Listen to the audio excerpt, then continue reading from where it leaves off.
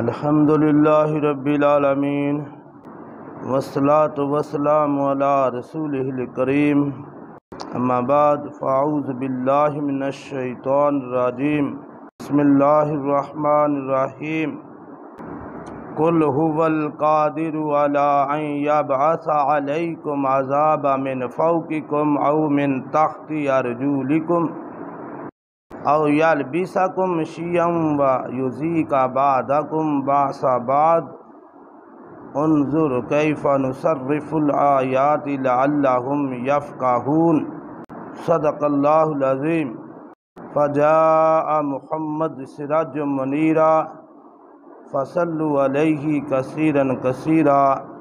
سورۃ الانعام آیت نمبر 65، 7واں پارہ۔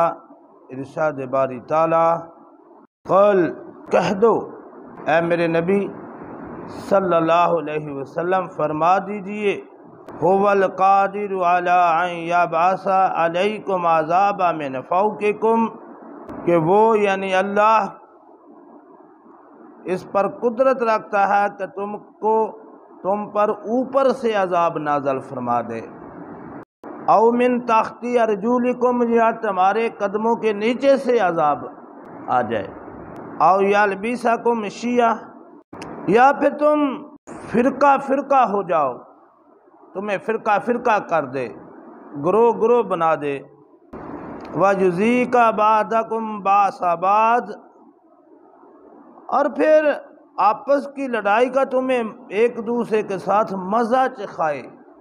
انظر کیف نصرف الآیات لعلہم یفقہون، دیکھو ہم اپنی آیتوں کو کس طرح بیان کرتے ہیں تاکہ یہ لوگ سمجھیں۔ یہ اس کا سادہ سا مفہوم ہے۔ تفسیر اس کی یہ ہے کہ اللہ رب العالمین قادر ہے، جب قومیں لوگ اس سے دور ہوتے ہیں، حدیں کراس کرتے ہیں، تو وہ عذاب نازل کر دیتا ہے اوپر سے۔ اوپر سے عذاب سے کیا مراد ہے؟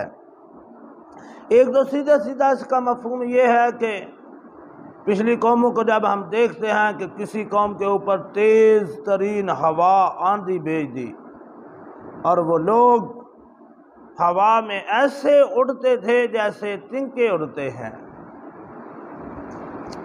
اور قوموں کو تباہ کر دیا۔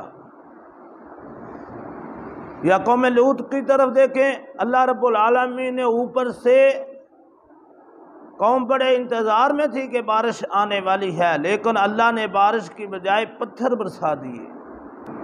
کبھی اتنا پانی برسا دیا کہ لوگ طوفان میں غرق ہو گئے۔ کسی قوم پر چیخ کی آواز آئی اوپر سے، اور اس سے اس کے کلیجے پھٹ گئے، وغیرہ وغیرہ۔ یہ عذاب اللہ کی طرف سے اوپر سے۔ اور یہ جو فرمایا او من تحت ارجلکم، یا نیچے سے، یہ زلزلہ وغیرہ جو ہوتا ہے، کتنی قوموں کے اوپر یہ زلزلے کا عذاب آیا، قوموں کی قومیں تباہ ہو گئیں۔ پھر نیچے سے زمین بعض اوقات پانی اگلنا شروع کر دیتی ہے، جیسے طوفان نوح میں زمین سے نیچے سے پانی آنا شروع ہو گیا اور ہر طرف پانی ہی پانی۔ اور طوفان نوح میں نوح علیہ السلام کی ما سوائے چند اہل ایمان کے باقی سب لوگ جو تھے وہ طوفان نوح کی نظر ہو گئے۔ یہ تو ایک عام سی تشریح ہے۔ جو ایک تفسیر حضرت ابن عباس نے اس کی یہ بھی کی ہے کہ ان یبعث علیکم عذابا من فوقکم، کہ اوپر سے عذاب جو آتا ہے، ایک اس عذاب کی قسم یہ بھی ہے کہ اللہ تبارک تعالیٰ ظالم اور جابر حکمران جو ہیں وہ کسی قوم کے اوپر مسلط کر دیتا ہے،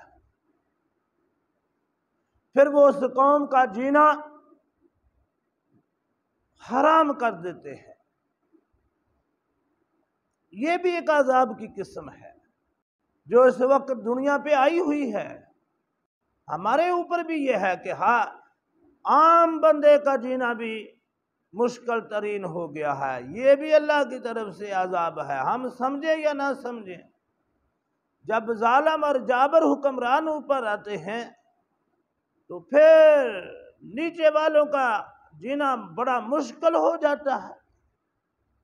حضرت ابن عباس رضی اللہ تعالی عنہ نے اس کی ایک تفسیر یہ بھی کی ہے، اور یہ جو من تحت ارجلکم، نیچے سے جو عذاب تو فرماتے ہیں کہ نیچے سے عذاب سے مراد یہ ہے جو متحد ہوتے ہیں، جو غلام ہوتے ہیں، جو نوکر ہوتے ہیں، وہ بے ایمان ہو جاتے ہیں اور وہ رشوت خور ہو جاتے ہیں، چور اور ڈاکو وہ بھی بن جاتے ہیں، جہاں تک ان کی پہنچ ہوتی ہے وہ بھی بے ایمانی کرتے ہیں۔ یہ بھی ایک عذاب ہے نا، جائز کام بھی نہ ہو اور اس کے لیے یہ بھی رشوت دینی پڑے، یہ بھی ایک عذاب ہے۔ ہم اس کو سمجھے یا نہ سمجھیں، لیکن ہم اس کی لپیٹ میں آئے ہوئے ہیں۔ اور ایک عذاب یہ بھی ہے، او یلبسکم شیعا، کہ گروہوں میں، فرقوں میں اللہ تبارک تعالیٰ تقسیم کر دیتے ہیں۔ چلو، وَيُذِيقَ بَعْضَكُمْ بَأْسَ بَعْضٍ، اور پھر ایک دوسرے کے ساتھ لڑائی جھگڑے کی تنگی تکلیف اور پریشانی کا سامنا۔ ہم ذرا اس آیت کو جو ہے نا اپنے آج کے حالات میں اپنے آپ کو دیکھیں تو ہمیں سمجھ لگ جائے گی کہ ہمیں یہ ہر قسم کا جو عذاب اللہ نے تذکرہ کیا ہوا ہے اس کی صورت، کوئی نہ کوئی صورت ہم پر لاگو ہو رہی ہے۔ ہم دیکھیں لا الہ الا اللہ پڑھنے والے ایک دوسرے کے دشمن بنے ہوئے ہیں، مختلف فرقوں اور گروہوں میں بٹے ہوئے ہیں، اور ہر گروہ اور فرقہ دوسرے کو کافر ہی کہتا ہے، اور اسے کافروں سے بھی زیادہ بڑا دشمن سمجھتا ہے۔ کیا یہ عذاب کم نہیں ہے؟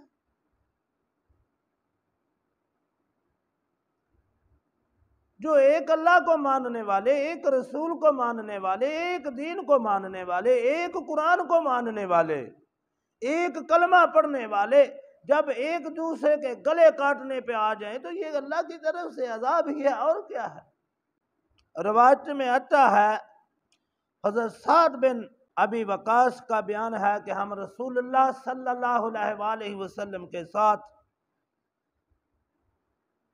سے جب ہم مسجد بنی معاویہ کی طرف سے گزرے تو آپ صلی اللہ علیہ وآلہ وسلم نے مسجد میں داخل ہو کر 2 رکعت نماز پڑھی ہے، پھر لمبی دعا کی۔ تو جب آپ صلی اللہ علیہ وسلم فارغ ہوئے تو ہم نے پوچھا، یا رسول اللہ صلی اللہ علیہ وسلم آپ نے اتنی لمبی دعا کی؟ تو فرمایا میں نے اللہ سے 3 دعائیں کی ہیں۔ ایک دعا تو یہ کی کہ یا اللہ میری امت پر عمومی عذاب جو ہے وہ نازل نہ فرمانا، جس طرح تو نے نوح اور دیگر قوموں پر نازل فرمایا، قوم نوح پر بھی، کہ میری قوم ہی غرق ہو جائے۔ اللہ نے یہ دعا قبول فرما لی کہ تمہاری قوم پر اجتماعی عذاب نہیں آئے گا کہ پوری کی پوری قوم ہی ختم ہو جائے۔ اللہ نے میری یہ دعا قبول فرما لی۔ پھر دوسری دعا جو تھی وہ یہ میں نے کی کہ یا اللہ میری قوم کو یکل لخت جو تھا نا ہلاک نہ کرنا۔ ایک تو عمومی جو عذاب ہے سب عذاب کے لپیٹ میں آ جائیں، یہ نہ کرنا، اللہ نے یہ دعا قبول فرما لی۔ دوسرا یہ دعا کی کہ یا اللہ میری قوم کو ساری کی ساری قوم کو ہلاک نہ کر دینا کسی بھی عذاب سے، اللہ نے یہ بھی قبول فرما لی۔ تیسری دعا میں نے یہ کی کہ یا اللہ میری قوم کو آپس میں جو ہے نا محبت پیار رکھنا اور آپس میں یہ نہ قوم میری جھگڑے۔ اللہ نے یہ میری دعا قبول نہیں فرمائی۔ پھر یہ کیا ہوا؟ اللہ کے نبی نے تو یہ دعا مانگی، لیکن اس کا صلہ تو اللہ آپ کو دیں گے، دنیا میں نہیں تو آخرت میں۔ لیکن ہمارے لیے یہ لمحہ فکریہ ہے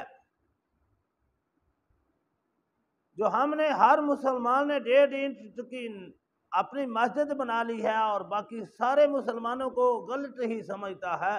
یہ بڑی ایک تکلیف دہ بات ہے، یہ بھی ایک عذاب کی قسمت ہے۔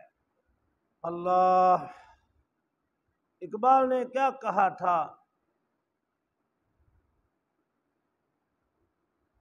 نبی بھی، قرآن بھی، اللہ بھی ایک اس قوم کا، کچھ بڑی بات تھی ہوتے جو مسلمان بھی ایک۔ تو فرمایا انظر، دیکھو، کیف نصرف، ہم کس طرح بیان کرتے ہیں، آیاتی، اپنے دلائل، اپنی آیتیں کس طرح بیان کی ہیں اللہ نے، کیوں بیان کی ہیں؟ لعلہم یفقہون، تاکہ یہ لوگ سمجھ جائیں۔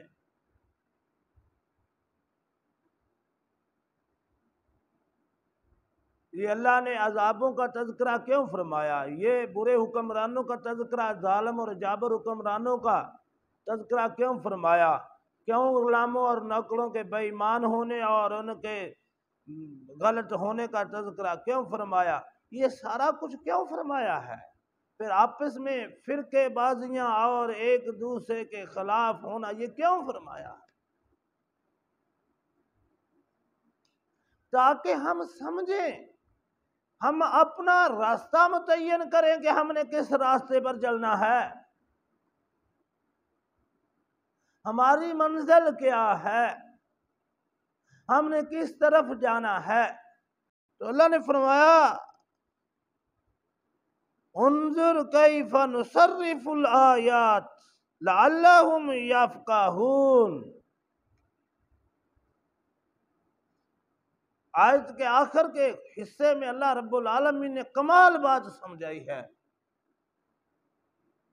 اللہ سمجھ عطا فرمائے، اللہ عمل کی توفیق عطا فرمائے، اللہ رب العالمین مسلمانوں کی صفوں میں اتحاد پیدا فرمائے، مسلمانوں کو ایک بنائے اللہ رب العالمین۔ اس کا کھویا ہوا وقار، عزت اللہ رب العالمین اس امت کا واپس اس امت کو لوٹا دے اور اس امت کو عمر فاروق جیسا حکمران عطا فرمائے۔